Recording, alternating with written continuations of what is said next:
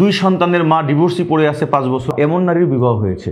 সংসার দেওয়ার প্রতিশ্রুতি দিয়ে মাসিক চুক্তিতে বিয়ে, তারপর ব্যবহার শেষে পরিত্যাগ, এমনই চাঞ্চল্যকর অভিযোগ এবার উঠেছে প্রখ্যাত আলেম মুফতি মামুনুর রশিদ কাসেমীর বিরুদ্ধে। অভিযোগ তুলেছেন তার তৃতীয় স্ত্রী পরিচয় দানকারী এক নারী। তিনি দাবি করেছেন কাসেমী শুধু ধর্মীয় আড়ালে নারী শোষণই করছেন না, বরং নিজের আইডিয়াল ম্যারেজ ব্যুরো আইএমবি নামের প্রতিষ্ঠানের মাধ্যমে বিয়ের ব্যবসা চালাচ্ছেন, যেখানে মেয়েদেরকে অস্থায়ীভাবে বিয়ে দিয়ে ধনী পুরুষদের হাতে তুলে দেওয়া হয়।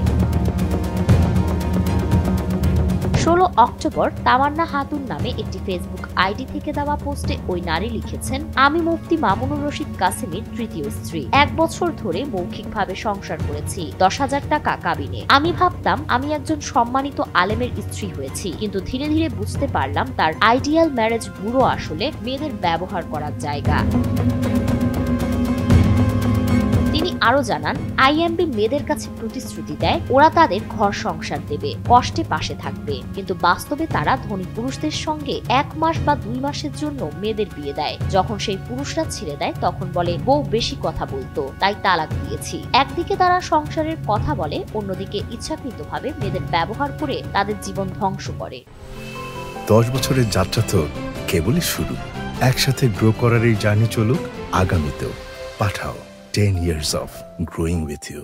তামান্না নামের ওই নারী অভিযোগ করে আরো বলেন, এসব নিয়ে প্রশ্ন করায় মুফতি কাসেমী এক পর্যায়ে তাকে মুখে তালাক দেন, কিন্তু তালাকের পরও অবৈধভাবে সম্পর্ক বজায় রাখেন। তামান্না লিখেন, সে বলতো সব ঠিক করে নেব। আমি তখনও বিশ্বাস করেছিলাম। সে সময় আমার গর্ভে সন্তান আসে। যখন জানতে পারি আমি গর্ভবতী, তখন কাসেমী বলেন এই সন্তান অবৈধ, এটা থাকলে আমাদের জন্য ক্ষতিকর। এরপর সে তার দুলাভাইয়ের প্রথম স্ত্রীকে সঙ্গে নিয়ে জোর করে আমাকে ঔষধ খাওয়ায়, এতে আমার সন্তান নষ্ট হয়ে যায়।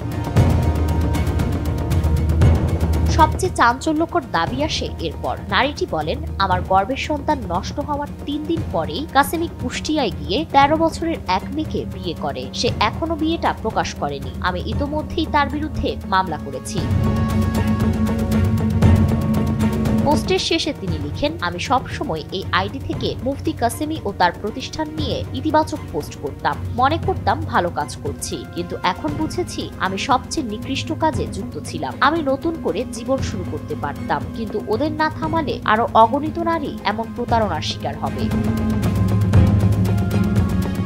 এই পোস্টটি ফেসবুকে ভাইরাল হওয়ার পর আইডিয়াল ম্যারেজ ব্যুরো নিয়ে নতুন করে প্রশ্ন উঠেছে, যদিও এই অভিযোগের বিষয়ে এখনো পর্যন্ত মুফতি মামুনুর রশিদ কাসেমীর কোনো মন্তব্য পাওয়া যায়নি। ফারিন রহমান প্রীতি, এনবিবি।